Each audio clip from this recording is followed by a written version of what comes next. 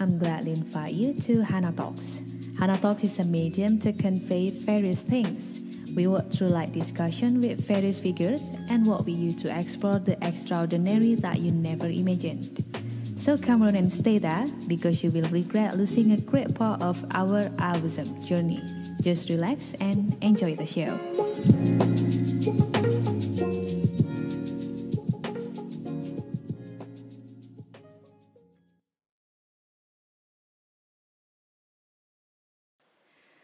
Halo semuanya, kembali lagi bersama saya Dinar Hana di Hana Talks. Dan gimana nih kabarnya para pendengar Hana Talks? Semoga masih sabar nungguin konten-konten dari kita bareng orang-orang yang luar biasa yang kita undang di Hana Talks untuk share insight dan apapun yang bisa menginspirasi kita semua. Dan kali ini kita kedatangan tamu spesial nih yang keren banget.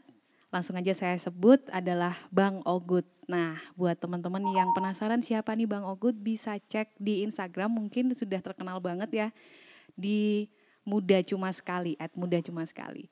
Dan saya sapa langsung, halo Bang Ogut. Halo Mbak Hana. Halo, apa kabar nih? Alhamdulillah baik. Alhamdulillah. Mbak Hana gimana? Saya juga baik, alhamdulillah. Bang Ogut, sebelumnya saya mau ngucapin terima kasih banyak dari saya pribadi dan tim sudah meluangkan waktu untuk bareng kita di Hana Talks untuk sharing-sharing yang luar biasa tentunya saat ini. Baik Mbak, saya juga terima kasih sudah diundang. Semoga podcastnya nanti bisa jadi manfaat ya buat orang banyak ya. Amin, amin, amin. Oke, sebelum kita mulai masuk ya ke pertanyaan-pertanyaan yang masih rahasia nih di awal. Oke, bisa nggak sih Bang Ogut perkenalkan diri sedikit buat teman-teman pendengar Hana Talks biar lebih pengen tahu lebih dalam lah tentang Bang Ogut sendiri. Oke, halo pendengar Hana Talks, namanya siapa? Sudah dikasih tahu belum? Iya, Hana Ada Talks. nama panggilannya nggak? Pendengar Hana Talks aja sih. Oke, Hana Talks listener. Oke, keren banget. Kenalin nama gue Ogut. Nama aslinya sih Aldio. Kerjaan sebagai content creator dan social media marketer. Jadi ya kerjaannya bikin konten, dapat endorse, terus iklan di Instagram, sama ngurusin bisnis orang, bagian perkontenannya dan iklannya, karena ada agency juga. Nah, kalau akunnya sendiri itu namanya Muda Cuma Sekali. Muda Cuma Sekali itu ada di TikTok, Instagram, YouTube, podcast, sama LinkedIn ada juga. Jadi memang ada di beberapa platform Muda Cuma Sekali. Okay. Apa yang dibahas di Muda Cuma Sekali? Muda Cuma Sekali itu ngebahas tentang dua hal, yaitu self development dan personal branding. Okay. Nah, itu yang dikerjain sama saya. Kalau background, mungkin karena Indonesia perlu dikasih tahu background pendidikan. Ya, background perlu. pendidikannya ada sarjana ekonomi, sarjana hukum, sama master business administration dari ITB. Wow, keren banget. Itu sih terkenal sedikit ya.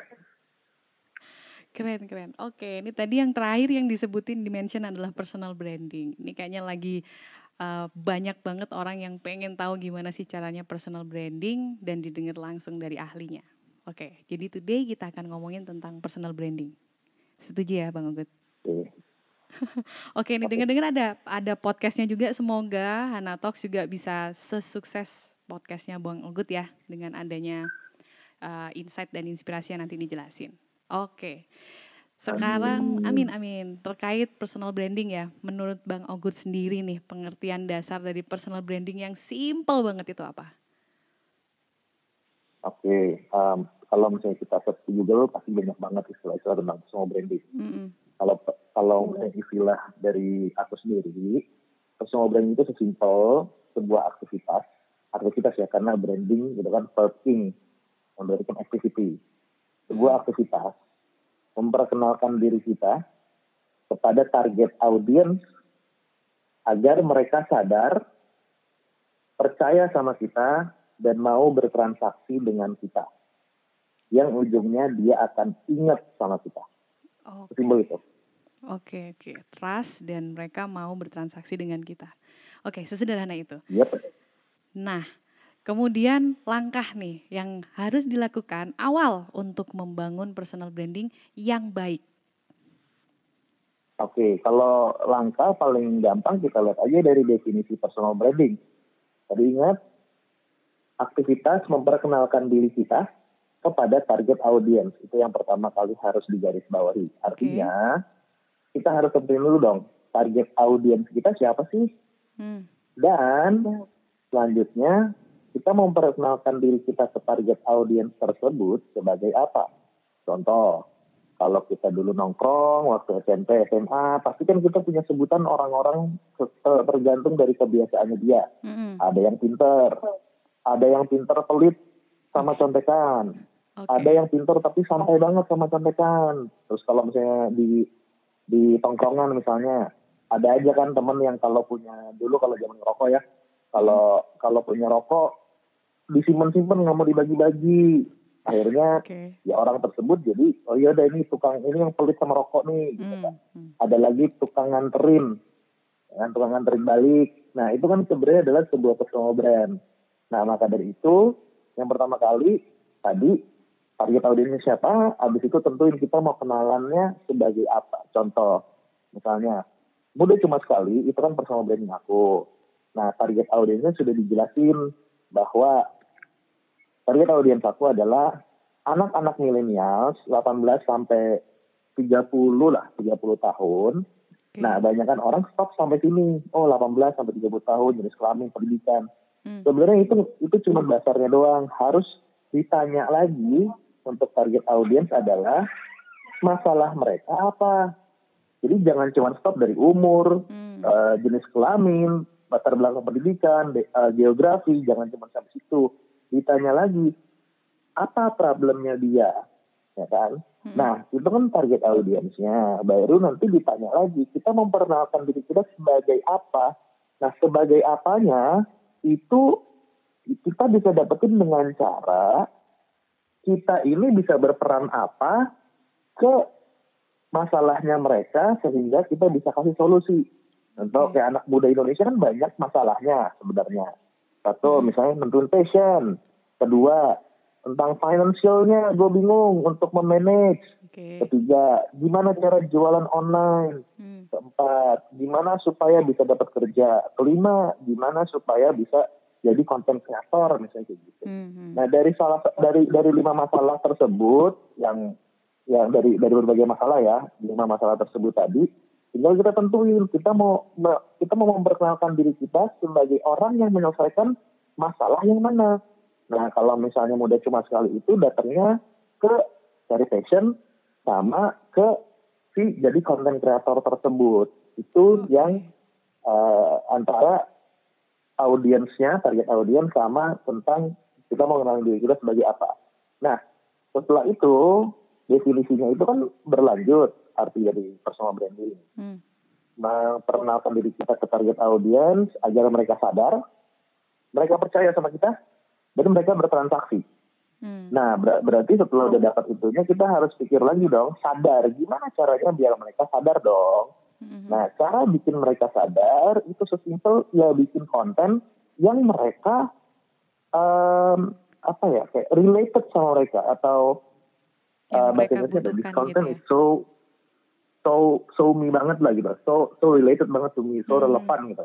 Jadi kita bikin konten yang memang bikin dia tuh ngeh sama kita. Sesimpelnya kayak kalau kita lagi deketin cewek deh ya, ini awan cowok ya, aku pengalamannya deketin cewek, ya aku nggak deketin cowok lah karena kan normal aku kan. Nah, kalau deketin cewek, waktu saat kita deketin kita cuma ngomongin terus tentang diri kita, ceweknya enek. Apaan sih ini orang baru kenal kok ngomongin dirinya melulu. Nah itu ternyata banyak dilakukan sama konten kreator yang baru-baru mulai. Cara untuk deketin cewek waktu zaman dulu ya aku kan udah nikah sekarang. Kalau zaman dulu pacaran, caranya adalah kita ngomongin sesuatu hal, topik yang menjadi interest si lawan bicara kita tersebut atau si cewek kita tersebut, biar dia tertarik sama kita. Nah tadi kan kita udah dapetin problem yang mau kita kasih solusinya apa. Bikinlah konten yang menyelesaikan masalah dari si solusi problemnya mereka. Jadi kan kita ngomongin tentang topik yang mereka suka. Contoh kayak kalau misalnya tentang konten kreator, kita bisa bikin konten tentang sebenarnya konten kreator dapat duit dari mana sih? Nah kan mereka relate buat anak-anak muda yang punya pikiran jadi konten kreator kan, iya ya, dari mana ya mereka dapat duit? Akhirnya dia aware sama kita, oh ternyata ada loh akun yang ngebahasinnya namanya Muda Cuma Sekali. Gitu. Setelah dari aware, selanjutnya kita harus bikin trust dong. Nah setelah aware tersebut kita bikin konten, trust itu bisa tercipta dari apa? Trust itu bisa tercipta dari konsistensi kita, yang pertama, sama credibility kita. Nah, konsistensi itu artinya adalah, ya kita nggak angot-angotan bikin kontennya. Kita harus benar-benar maintain, rutin, biar si orang-orang yang tersebut tuh percaya bahwa, oh dia tuh expert ya di bidang ini. Nah, expert itu kan yang ngasih tahu sesuatu hal yang memang secara logically itu masuk akal dan memang benar adanya dan secara konsisten itu terus. Nah, terus baru setelah itu kita kasih konten yang konsisten dan kita kasih tahu credibility kita. Jadi kan nggak mungkin dong kita sharing personal brand tapi ya followers kita masih terlalu sedikit, gitu kan? Dan kita belum dapetin endorse, belum dapetin uang dari sosial media, orang belum banyak kenal sama kita. Nah, itu tunjukin credibility-nya. Setelah baru dapat trust, baru pikirin transaksinya mau apa. Transaksinya bisa jadi loyal followers ke kita, atau kita bisa tawarin produk atau jasa yang kita punya. Oke, nah sampai situ sudah dapat transaksinya nih ya kan. Nah, itu nggak cukup sampai situ. Kalau misalnya kita cuma sampai transaksi doang, itu hampir sama kayak akun-akun yang mengedukasi di Instagram lainnya. Oke. Step selanjutnya yang harus kita lakukan adalah gimana caranya biar nih orang bisa ingat sama kita. Nah, untuk biar bisa ingat sama kita, pastinya kita harus punya keunikan. Nah, keunikan itu bisa didapatkan dari apa? Dari dua hal, yaitu story sama karakter. Maka dari itu, kalau misalnya kita bangun personal branding, kita juga harus ceritain sedikit tentang story kita yang sudah kita rangkai, tapi benar ya, bukan bohong ya. Story kita yang kita rangkai, biar kita berbeda daripada kreator-kreator lainnya, karena kan orang punya story masing-masing. Sama kita harus bangun karakter kita sendiri yang bisa jadi pembeda antara kreator-kreator lainnya. Contoh kalau misalnya karakter, kita bisa lihat misalnya konten kreator, Reza Arab Octavian, itu beda banget sama Edozel, beda banget sama Arif Muhammad, beda banget sama Chandra Liao. Itu yang bisa membedakan kan. Dan masing-masing punya story, makanya di YouTube itu banyak seperti Draw My Life. Nah itu kan salah satu media penyampaian story biar orang-orang tuh ingat. Gitu, panjang ya. Keren banget, saya sampai tahan nafas dengerinnya. Oke, jadi hebat juga Mbak, tahan nafas lama banget. Oke, jadi harus jujur ya, harus jujur, dirangkai yang baik. Jadi orang perlu lihat kita sebagai apa dan siapa yang mau dilihat orang supaya ada transaksi itu tadi. Oke, kemudian dari persiapan itu tadi nih, yang pengen kita tanyain adalah siapa aja idealnya atau profesi apa aja yang memerlukan personal branding ini? Oke, kalau misalnya ngomongin profesi, kita harus bagi dulu menjadi personal branding online atau personal branding offline. Oke. Semua orang itu pasti punya personal brand terhadap peers mereka atau terhadap teman-teman mereka. Ya kan? Contohnya kita bisa lihat aja dari ras lah. Aku kan ada campuran antara Chinese sama Sunda. Makanya aku dipanggilnya di tongkrongan dulu SMA, Incek. Ya itu kan udah branding sendiri, si Incek gitu loh. Nah, pertanyaannya balik lagi, siapa sih orang yang perlu bangun personal brand? Orang yang perlu bangun personal brand adalah orang yang mengandalkan dirinya untuk bisa bertransaksi kepada orang lain. Contoh, artis, freelancer, dokter, karyawan swasta, konten kreator, guru, tenaga pengajar, terus habis itu pembicara, orang-orang seperti itu. Kalau misalnya belajar kuadran dari Robert Kiyosaki, itu orang-orang yang namanya self-employee, kayak gitu. Nah pertanyaannya, apakah kalau pebisnis itu butuh personal branding? Butuh nggak butuh relatif, tergantung dari tujuannya. Tapi kalau misalnya pebisnis itu punya personal brand, orang akan lebih loyal sama perusahaannya. Contoh Steve Jobs, Elon Musk, personal brand ini udah dapet gitu loh. Nah, tapi apakah harus pebisnis? Enggak, jawabannya. Karena ya dia bisa melakukan yang namanya product branding. Cuman ingat, product branding itu membutuhkan orang juga untuk mempromosikannya. Seperti Nike butuh Michael Jordan, ya kan? Karena dia butuh karakter dan story-nya si Michael Jordan biar melekat ke dalam benda matinya, yaitu sepatu. Gitu. Itu dulu. Nah, sekarang perbedaannya antara personal branding online sama offline. Kalau online, ya berarti kita mainnya di Instagram dan lain-lain, itu pasti paham. Bikin konten, biar orang banyak follow kita, biar orang banyak kenal sama kita. Tapi kalau offline, misalnya saya karyawan swasta, itu tetap perlu personal brand. Kenapa? Karena kalau misalnya dia nggak punya personal brand, gimana dia bisa nyalip orang-orang yang ada di sekelilingnya dia, biar dia naik jabatan dan lebih banyak dapetin tugas-tugas penting dari bosnya. Kalau misalnya dia nggak punya personal brand, berarti kan bosnya nggak aware sama dia, bosnya nggak trust sama dia, dan bosnya nggak mau transaksi sama dia. Transaksi kan bisa dikasih tugas penting, naik gaji, dan segala macamnya. Dan bosnya juga nggak ingat sama dia. Di kantor-kantor kan pasti ada orang yang simpelnya kayak ya, karyawan lain nggak tahu nih siapa, ya udah cuman lu kerja di sini, udah bye bye gitu loh. Nah kalau misalnya lu pengen dapetin karir yang lebih bagus, butuh personal brand secara offline di kantor dengan cara bukan bikin konten, tapi melakukan sebuah kebiasaan atau hasil dari pekerjaan yang baik, konsisten, dan lo bisa mendapatkan kepercayaan dari orang-orang yang ada di dalam kantor. Seperti itu kurang lebihnya. Oke, berarti personal branding offline pun mungkin seperti report. Jadi memang aktualisasi diri yang bisa dilihat orang supaya ada trust juga gitu ya. Oke.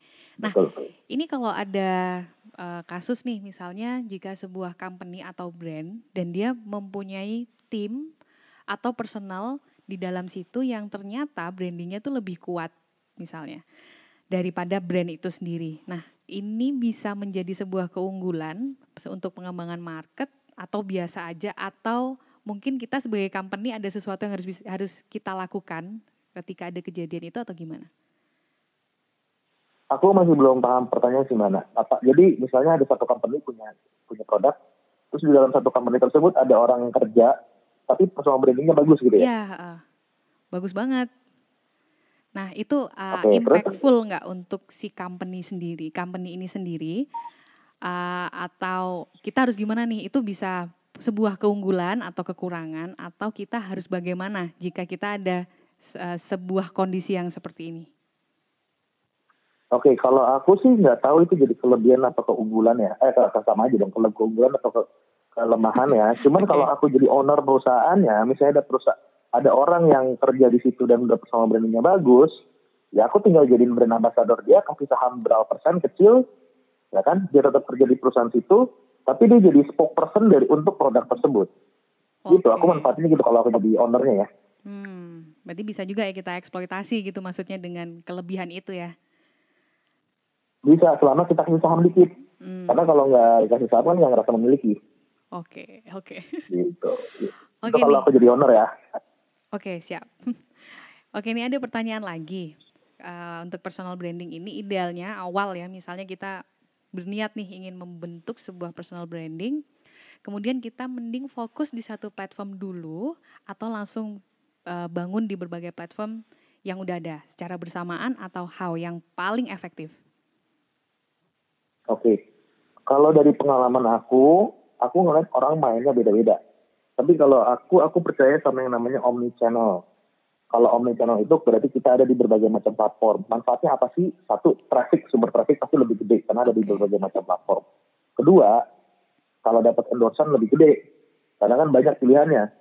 Kalau ada brand yang tiba-tiba mau endorse dong di YouTube, ya saya nggak punya YouTube, cuma punya Instagram, nggak jadi. Coba kalau kita punya semua, enak banget, gitu. Tapi realistisnya semua orang beda-beda. Ada yang sanggup, ada yang enggak. Kebetulan kalau itu waktu mulai aku mulai langsung YouTube dan aku mulai YouTube dulu 8 bulan baru Instagram masuk. Kebetulan itu kan aku full time waktu itu kan. Dan kondisinya aku kebetulan kenyang lah. Aku punya istilah kenyang sama lapar. Kalau lapar tuh ya lu nggak makan kalau lu nggak kerja gitu loh. Kalau misalnya kenyang tuh ya syukur-syukur lu nggak kerja pun lu masih bisa makan di rumah orang tua atau mungkin lu punya saham dari bokap lu atau apa gitu loh. Jadi kalau misalnya kenyang hajar aja terus-terusan. Kebetulan aku waktu itu kenyang. Aku pulang ke rumah masih bisa makan nasi, ayam, tahu, tempe 2 kali sehari kayak gitu kan. Standar aja. Bukan berarti kenyang itu harus dari keluarga yang benar-benar ini ya hajar minder, enggak. Yang penting nyokap bokap masih makan aja simbolnya kayak gitu. Nah, aku waktu itu content creator jadi makanya bisa hajar semuanya. Tapi idealnya kalau buat orang yang mungkin kerja juga atau mungkin masih pemula juga atau masih belum pede, itu pakai prinsip 80-20. Jadi 80% energi dan waktunya difokuskan ke dalam satu platform. Nah, 20%-nya itu harus cobain platform-platform lain. Contoh kayak coba deh bikin konten di TikTok sama YouTube sama podcast sama LinkedIn misalnya. Nah, gak usah konsisten, gak usah terlalu banyak kontennya, yang penting bikin aja dulu pas keingetnya. Jadi pada saat kita udah nyemplungin sedikit kaki kita sebanyak 20% ke platform lain, kita gak kaget untuk memulainya. Seperti itu sarannya aku, gitu sih. Nah. Oke. Nah, ini kan juga pasti banyak orang di luar sana yang bertanya-tanya nih, apakah semua orang itu pasti bisa membangun personal branding? Nah, sebelum masuk ke pertanyaan itu, kita pengen tahu gimana akhirnya Bang Onggut nih bisa memutuskan membangun personal branding as a content creator. Maksudnya jadi biar orang paham nih gimana nentuin bidang yang cocok buat dia. Gitu. Oke, waktu awal ceritanya kan aku itu kan habis lulus S2, aku itu kerja di sebuah perusahaan konsultan multinasional. Nah, aku tuh dulu kerja di perusahaan multinasional itu tujuannya belajar konsultan pengen ikutin jejaknya Nadiem Makarim. Karena kan Nadiem Makarim dari McKinsey. Ya walaupun aku nggak masuk McKinsey tapi judulnya masih sama, manajemen konsultan dan itu dari Inggris, ya kan perusahaannya. Nah, suatu hari aku ngeliat kan dulu mimpinya startup ya. Siapa sih di 2016 nggak pengen bikin startup? Hampir semua anak muda Indonesia pengen punya startup. Ya. Nah, di tahun 2016 itu aku baca buku sama yang namanya 4-Hour Work Week. Nah, 4-Hour Work Week itu ngasih tahu bahwa lu punya mimpi jadi pengusaha. Nah, pertanyaannya gini, lu pengen jadi pengusaha buat apa sih? Oh, biar punya lebih banyak freedom time, freedom place gitu kan, jadi nggak perlu harus ke kantor terus ya kan. Jadi bukan berarti kita nggak kerja ya, tapi kita tetap kerja, tapi kita yang ngatur waktunya kapan, walaupun kadang-kadang lebih lama daripada kerja kantoran kalau kita mulai usahakan. Dia bilang kalau lu mau cari startup tapi malah bikin lu makin sibuk, ngapain? Gaya hidup yang lu mau tuh sebenarnya kayak gimana? Apakah yang startup, apa yang gimana? Nah, setelah itu aku juga ketemu sama mentor aku namanya Anindita Safitri. Dia itu ex McKinsey juga dan dia punya 3 gelar dari US juga. Dia bilang, lu maunya jadi apa sih Gut sebenarnya? Ya gue maunya bisnis, gue pengen punya beberapa perusahaan gitu kan. Terus dia bilang, oke, kalau misalnya lu mau bisnis, lu harus stop jadi konsultan. Karena konsultan itu kan basicnya adalah paperwork dan kita ngurusin perusahaan yang dimana perusahaan itu modalnya banyak. Laba ditahannya tuh banyak capitalnya. Beda sama kalau misalnya kita bikin startup atau kita usaha. Dia bilang ya, lu harus doing the real things. Akhirnya aku cabut dari perusahaan tersebut dan aku mulai start dari tabunganku bikin restoran ayam bakar. Bukan restoran lah, jatuhnya warung, cuman di garasi. Nah akhirnya setelah aku jalanin ayam bakar dengan ilmu konsultanku, bagus tuh hasilnya. Bagus hasilnya kecuali marketing. Nah, bagus hasilnya kecuali marketing itu artinya apa? Semua cash nggak ada yang bocor, paling-paling bocor sebulan 20.000 gitu. Aku pernah tinggal sampai 2 bulan ke Bali, kan? Itu semua jalannya secara running automate karena kan aku di konsultan belajar tentang business process improvement, prosedur, policy, tools, teknologi dan lain-lain ya. Nah, aku terapin di situ dan lancar. Tetapi marketingku jelek banget. Nah, sementara itu waktu di 2017 itu YouTube tuh lagi rame-ramenya tuh vlog-vlogan. Aku ngeliat Arif Muhammad, Ruben Onsu, Atta Halilintar. Yes. Kok mereka jualan gampang banget, ya kan? Padahal belum tentu enak juga. Aku nggak bilang mereka nggak enak ya, cuman ya belum tentu enak juga gitu loh. Sementara gue udah punya gelar segini banyak dan lain-lain, itu kacau gitu. Dan akhirnya bangkrut kan. Dan di situ aku ngeliat bahwa, oh ternyata kuncinya tuh zaman sekarang tuh ini loh. Kalau orang udah kenal sama elunya, orang sudah percaya sama kitanya, kita jualan apa aja, pasti orang akan beli dulu di awal. Tinggal pertanyaan selanjutnya adalah nih makanan enak apa nggak enak, atau nih produk bagus apa nggak bagus. Kalau nggak bagus ya ditinggalin. Tapi kan orang udah penasaran dulu, pengen nyobain nih gepreknya Ruben Onsu, pengen nyobain ini sate Jepangnya Arif Muhammad, pengen nyobain ini kayak Arif Muhammad. Nah setelah bangkrut tersebut, setelah bikin ayam bakar bangkrut 1,5 tahun, anakku bingung, aduh gue harus ngapain nih, malu lah sama orang. Gelar 3. Abis itu dapat gelar 3-nya umur 22. Terus abis itu pernah kerja di perusahaan konsultan, gajinya lumayan gede banget. Zaman dulu ya, gede banget. Masa buka warung ayam bakar di garasi rumah orang aja bangkrut gitu kan. Habis itu pusing dan lain-lain ya kan. Aduh pokoknya malu deh. Nah akhirnya gara-gara punya kepikiran tersebut sih, yang buku 4 Hour Work Week dari teman aku yang mentor aku juga, terus ngeliat kayak selebgram. Di situ aku sempat juga baca artikel kalau misalnya kita mau punya fortune yang banyak, fortunate kita bilang fortunate, yang punya money banyak lah. Dia bilang ya lu harus makin bermanfaat buat orang lain. Semakin banyak lu kasih value ke orang lain, semakin banyak ke potensi keuangan yang lu dapetin. Akhirnya aku ngeliat ya gue nggak punya apa-apa sekarang, modal udah habis, udah deh. Karena dari dulu suka baca buku, kuliahnya udah cukup banyak, terus sempat pengalaman jadi konsultan, coba deh bikin konten tentang self development. Habis itu aku bikin konten, tiba-tiba yang meledak itu adalah konten tentang interview HRD.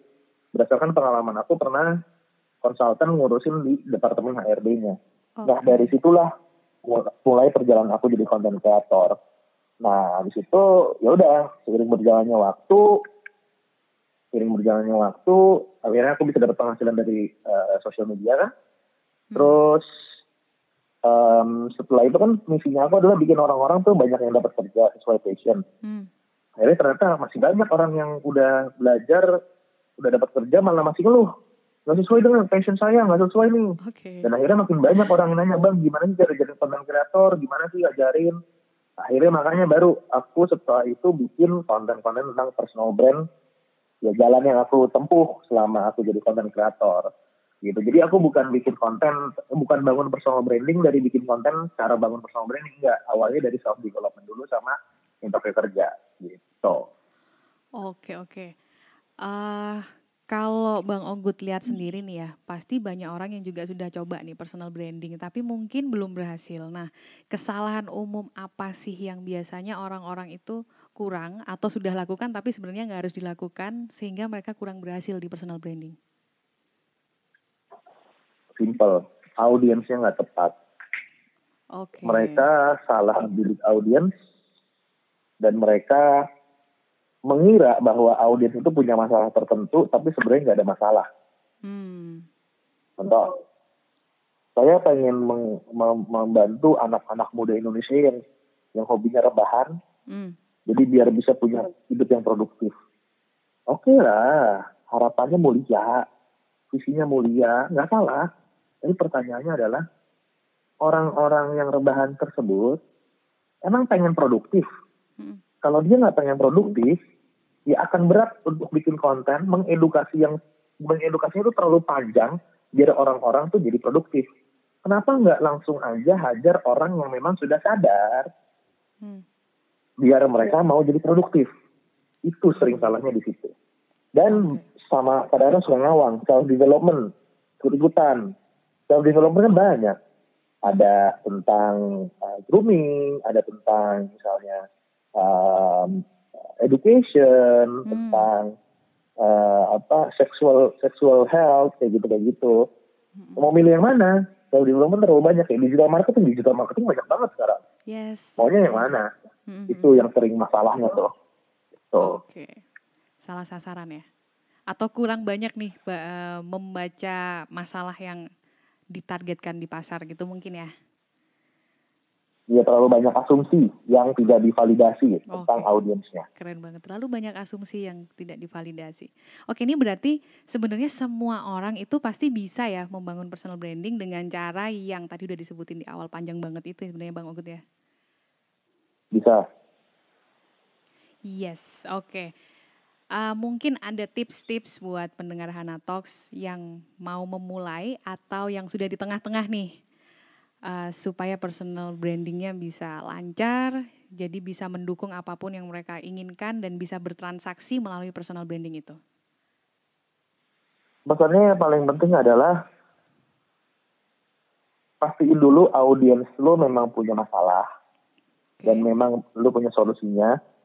Setelah pikirin mau bidik audiensnya, coba divalidasi lagi audiensnya karena sering sekali kita punya asumsi yang nggak tervalidasi. Nah, kan kita tuh sering banget berasumsi. Cuman nggak tahu gimana cara mengukurnya secara kuantitatif bahwa asumsi kita ini benar gitu. Itu kan sebenarnya pelajaran kita nggak usah terlalu ribet kayak statistik. Jadi kalau misalnya mau coba ngebidik audiens, coba deh ajakin orang-orang misalnya 10 orang, 15 orang yang memang karakteristiknya sama dan kelihatannya punya masalah yang sama, coba interview. Benar nggak lu punya masalah ini? Benar nggak lu maunya ke sini? Apa aja sih yang lu pusingin? Kayak gitu. Itu yang pertama. Nah, yang kedua adalah mungkin lu jangan mungkin orang setelah dengar tips yang pertama overthinking. Oh, berarti gue harus riset yang proper gitu. Enggak harus. Yang penting lu udah mulai kebentuk aja, lu udah wawancara ya 5, 10 orang, 15 orang, oke. Udah nanya-nanya juga nggak usah terlalu terstruktur kayak kita kuliah, karena ini bukan kuliah, ini ilmu lapangan. Kalau misalnya udah mulai dapat kesimpulan, oh mereka tuh sebenarnya butuhnya ini, masalahnya ini. Bikin aja dulu kontennya. Yang penting nyemplungin dulu jempol kaki ke kolam, ya kan? Banyak kan orang itu pengen kontennya tuh perfect dulu. Dia belajar dulu ngediting, skilling dan skill desain dan lain-lain. Itu nggak penting, itu ntar. Yang penting bikin konten aja dulu, simple. Lihat responnya gimana, dites dulu. Nanti kita terus improve. Loh, aku aja sekarang masih improve kok konten-konten aku kok. Masih banyak benchmark, masih banyak analisa. Itu, jadi jangan overthinking. Nah, sama yang terakhir, yang ketiga adalah, namanya sudah jadi konten kreator, aku udah mau 3 tahun jadi konten kreator, pasti ada fase-fase enak. Ya, bikin konten awalnya menyenangkan, Mbak Hana. Tapi kalau jadi 3 tahun, enak tiap hari bikin konten, kan simpelnya gitu kan. Nah, maka dari itu, ingat, konsistensi itu diperlukan. Orang banyak nyuruh jadi konsisten. Sebenarnya gimana sih cara jadi konsisten? Gak ada kata-kata motivasi kalian luar biasa, kalian hebat, gak ada. Jawabannya cuma satu, biar konsisten. Paksain. Udah itu doang, kayak sholat, paksain. Kalau sholat gak dipaksain ya kita gak sholat, maunya nonton Netflix. Dipaksain. Terus usaha, konsisten, paksain, jangan nyerah, lagi jelek, lagi turun, jangan putus asa. Terus paksain bikin konten, karena siapa tahu kesuksesannya tinggal 1 konten lagi. Oke, keren banget. Ada 3 nih pendengar Hana Talks ya. Yang pertama target audience, terus harus ada validasi, kemudian langsung mulai. Yang kedua jangan terlalu ribet, dimulai aja dulu, cemplungin jempol kaki dulu. Dan terus evaluasi. Dan yang ketiga harus tetap konsisten dengan cara paksain. Keren banget. Oke. Gak ada kata-kata mutiara lah untuk konsisten itu, paksain. Agak keras ya hari ini kita. Paksain. Oke, Bang Ogut, thank you banget ya waktunya. Ini keren banget insight-nya. Pasti banyak hal yang bisa didapat sama pendengar Hana Talks. Amin, makasih. Semoga Mbak Hana juga puas sama jawaban-jawabanku. Dan semoga Hana Talks juga bisa konsisten podcastnya. Amin. Dan bisa makin banyak orang yang dapat impact dari Hana Talks ya Mbak ya. Ya, amin. Dan nanti kita minta waktunya lagi, pasti lain waktu untuk share-share anything yang bisa bermanfaat buat teman-teman pendengar Hana Talks ya Bang Ogut ya. Oke, nanti bisa ngobrol sama manajer paling Mbak ya. Oke, siap. Untuk detailnya. Soalnya dia yang ngurusin jadwal. Siap Bang Ogut. Thank you banget buat Bang Ogut dan tim yang udah kasih kesempatan buat kita. Terima kasih banyak. Dan buat pendengar Hana Talks, sampai ketemu di podcast berikutnya yang juga tidak kalah menarik.